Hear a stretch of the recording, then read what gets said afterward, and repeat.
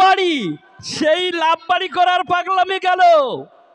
2023 সালে 21শে জানুয়ারি হাতিশালায় যে জুলফিকার জুলু নামে যে পাগলামি করেছ, তার পাগলামিটাও ভাইজান দিয়ে দিল। আর বাকি রইল শুধুমাত্র ভগবানপুরের ওই খয়রুল ভাই। খয়রুল ভাই, তুমি ছেড়ে যাও। তোমরা যে আজকের নাটক করার জন্য আবার ভোজেরহাট মাঠ ময়দানে নেমে গেছো শাইনি ঘোষকে নিয়ে, তার ব্যাকগ্রাউন্ডটা একটু দেখো। সেই ব্যাকগ্রাউন্ডটা কি, তার নাচের গাইনিটা কি? নাচো নাচো, নাচাও নাচাও গান, লাগাও লাগাও লাগাও লাগাও শাইনি গান। তাকে নিয়ে এই বাংলার পাপ্পু ব্যানার্জি, অভিষেক ব্যানার্জি তার জন্য এসেছে ভোট চাইতে।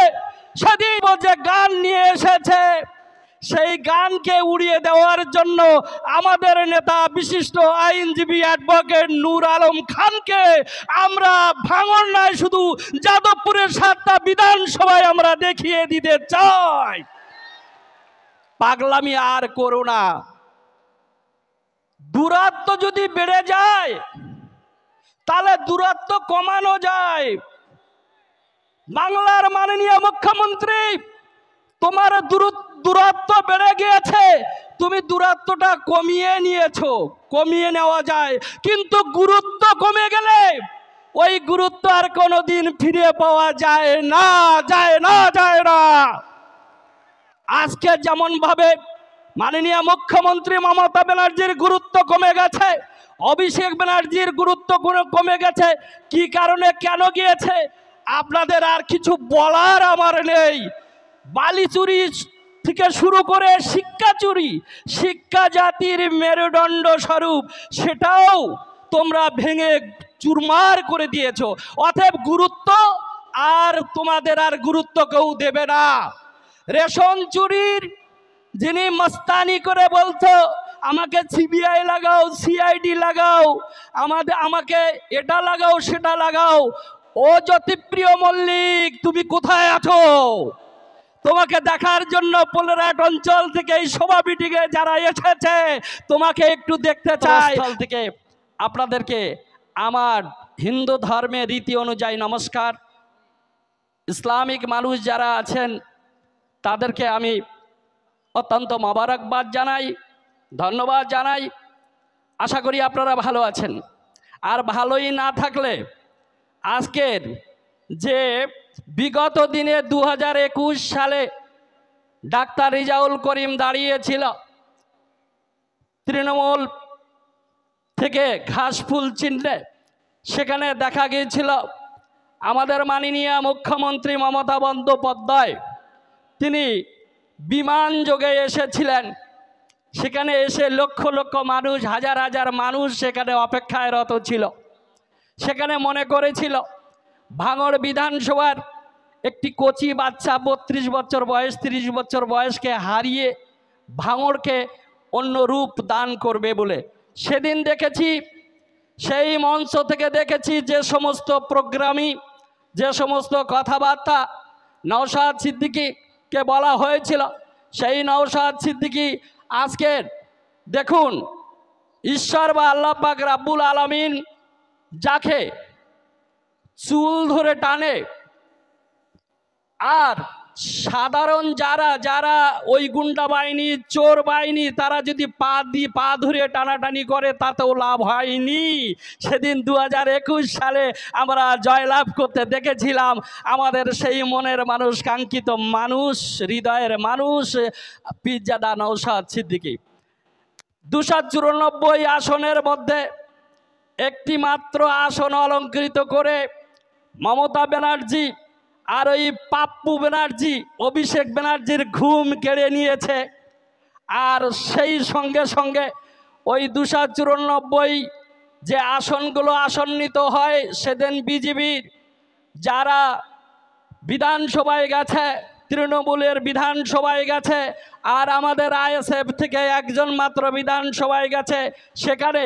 সেখানে তিনি যা বলেছেন, যে কথাগুলো বলেছেন, টিভি যদি চালু করা হয় তাহলে আমাদের নেত্রী, আমাদের নেতা কি বলেছে সেইটাই বোঝা যেত, কিন্তু স্পিকার সেটাকে বন্ধ করে রেখে আমাদেরকে দমিয়ে রাখার জন্য দীর্ঘদিন ধরে ধরে যে আমাদের অপহরণ চেষ্টা করছে, আমাদের নেতাকে নিয়ে যে জুলুম চেষ্টা করে তাকে প্রাণহানি পর্যন্ত করার চেষ্টা করেছে, এগুলো ইন্ডিয়ান সেকুলার ফ্রন্ট আমরা মানতে রাজি না, আমরা মানতে রাজি না।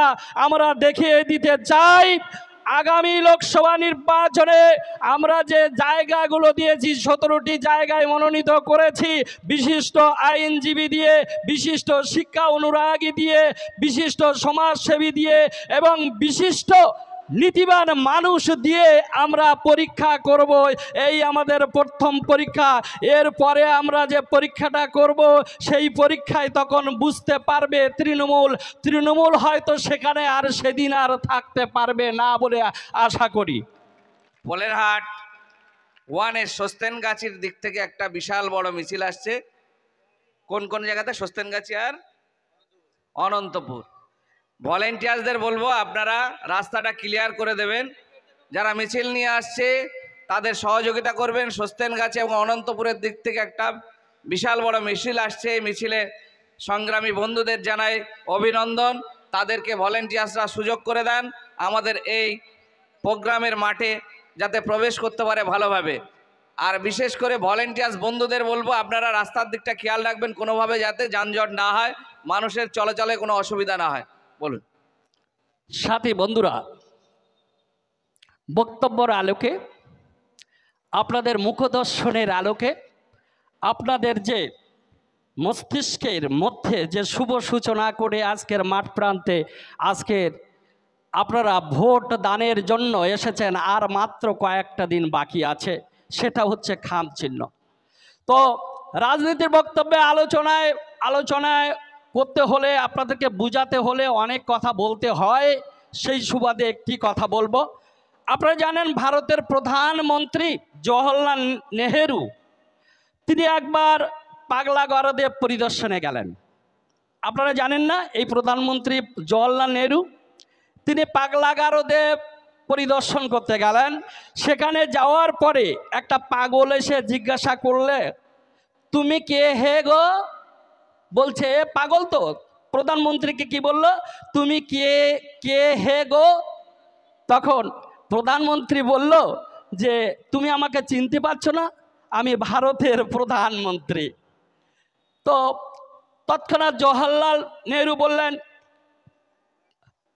পাগলটি বললেন তাই নাকি? নতুন নতুন এসে এরকমের গরম গরম কথা আমরাও বলেছি, কয়েকদিন আমাদের সাথে থাকো, তোমার মাথাটাও ঠান্ডা হয়ে যাবে। কি বলল পাগল ওই প্রধানমন্ত্রী?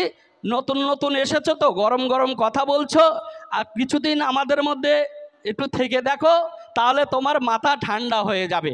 জওহরলাল নেহরুকে বললেন। তখন আজকের যে ভাষাটা, যে বক্তব্যটা আমি দিচ্ছি, ইনকলাব জিন্দাবাদ। একটা কথা শুধু অভিষেক বাবুকে বলি, ভাঙড়ের মানুষের মন থেকে নওশাদ সিদ্দিকীর ভালোবাসা আর খাম চিহ্নের ভালোবাসাকে আপনি দূর করতে পারবেন না। তাই আমরা এখন বক্তব্য শুনে নিচ্ছি। আরাবুলের পাগলামি আমরা দেখেছি, আরাবুলের পাগলামি আমরা দেখেছি, হাকিমুল ভাইপোর পাগলামি আমরা দেখেছি।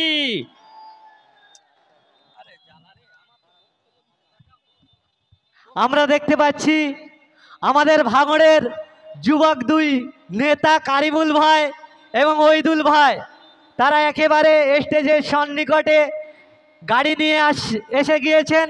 যে সমস্ত বাইক আরোহীরা এসছেন, আপনাদের উদ্দেশ্য করে বলি, এই অঞ্চল কমিটির তরফ থেকে ওই পাঁচিলের ভিতরে আপনাদের গাড়ি রাখার সুব্যবস্থা করেছে।